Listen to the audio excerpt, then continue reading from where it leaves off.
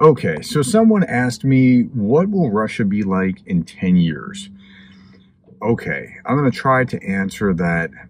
And I want to preface it by saying, first, this is a dangerous game to try to predict. I don't have a crystal ball. There are so many variables at play that it is a tricky thing.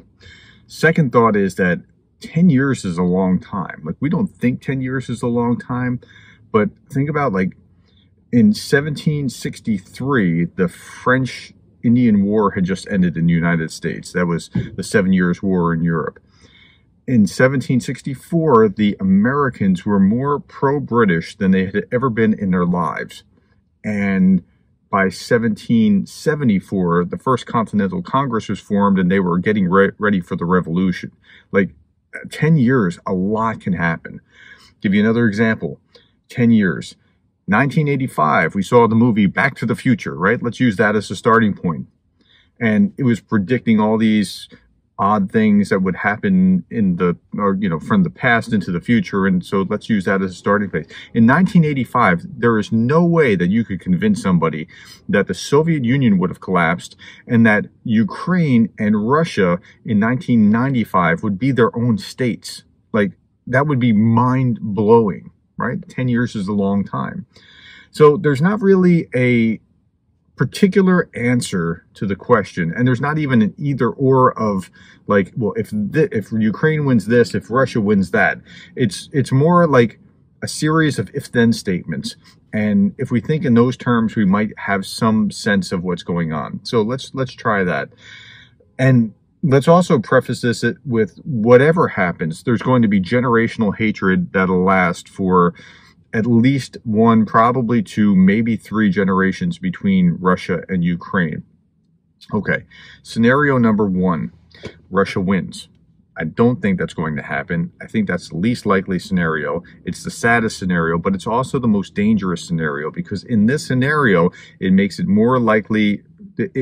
Okay, so if Russia can do what they did and violate international law and get away with what they're doing, it creates incentives for others to do that, like Xi in China. And I think if Russia wins militarily and the West is beaten, that's what it'll look like, then Xi will try to take Taiwan and will be embroiled in World War III. What does Russia look like?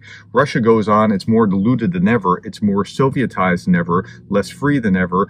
It has less resources in the sense of economically it's been devastated, and it'll be working its way out with the BRICS. But Russia's economy is not like the American economy.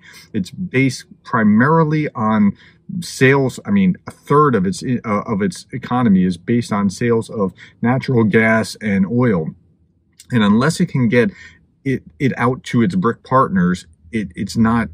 It's kind of like Saudi Arabia in that sense. It's not like it's building stuff like other economies like Germany or the United States. Okay, so that's one scenario. The second scenario is a frozen conflict. Part one.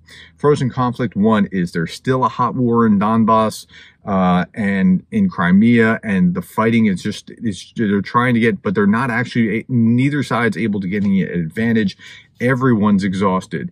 Ukraine's exhausted. The West is exhausted. Russia's exhausted. The world's exhausted of seeing what's going on. It's a bad scenario. I don't think that that's where we will be, because Donbass was a much more contained area, and Ukraine did not have the resources to do anything.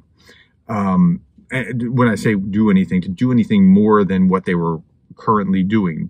But now they've been supplied with all these weapons from the West, and it changed the game significantly. I don't think we'll be in frozen scenario one. I think we might be in frozen conflict two, where it becomes, I'm not saying that that's my prediction. I'm saying it's more likely to move to frozen conflict two, which is somewhat like a North-South Korea kind of frozenness.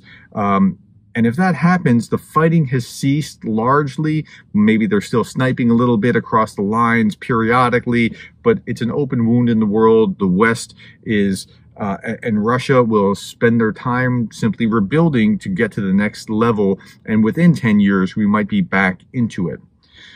Number four would be settled conflict one. There's two types of settled conflicts that I see. One is there's peace where Russia gets to keep the land that it has seized. And that's not really peace. That becomes a festering wound in Ukraine as they rebuild and they restore and they do everything that they can to get ready to come back. But there's no real peace. And then there's peace two, settled conflict two, which is peace where instead of Russia getting to keep it, Russia withdraws, and they believe that they can, they have gained something here by having shown the Ukrainians what it is, and Russia is in settled conflict too. They're going to claim that they've taught Ukraine a lesson, and they withdraw. This is very similar to just Russia withdrawing, just up and withdrawing without any settled conflict. That's the next one. That's number 6, okay? And they just up and withdraw because they realize that it's untenable to hold on to this position any longer. And it's kind of like what happened with Glasnost and Perestroika, right? The Soviets withdrew because they couldn't prop up the former states any longer. And so they withdraw. We taught Russia election. Our objectives have all been met. And Russia is not punished in that scenario. It just goes back, and there's still the legal process, but so sad, too bad, nothing can happen. And then finally, number 7 is Ukraine wins on the battlefield. If that happens, Russia has to come to the table. There has to be justice and mechanisms for redress of their grievances, reparations, children returned back to Ukraine, war crimes prosecuted, all those kind of good things. And unless Ukraine wins on the battlefield, the likelihood of that happening is very, very minimum. Now, if that happens, the upside of that is that Russia is broken, but then it gets fixed. It's like if you break your arm and you take it to the doctor and he sets it, he can reset it. And that's the upside of this scenario for Russia. It sounds weird, but losing would be the best thing that could happen to it. If Russia wins, they're more diluted than ever and they become more Soviet. If there's in frozen conflict 1 or frozen conflict 2, there's like a slow decline of their economy, slow decline of their freedom, and it just continues to Sovietize, but at a slower pace than the first scenario. If you're in settled conflict 1 or 2, or the withdrawal scenario, it's like the doctor treats the symptoms, but doesn't actually treat what's the underlying ailment. So you feel better, but nothing has really changed underlying, and the real problem is still festering.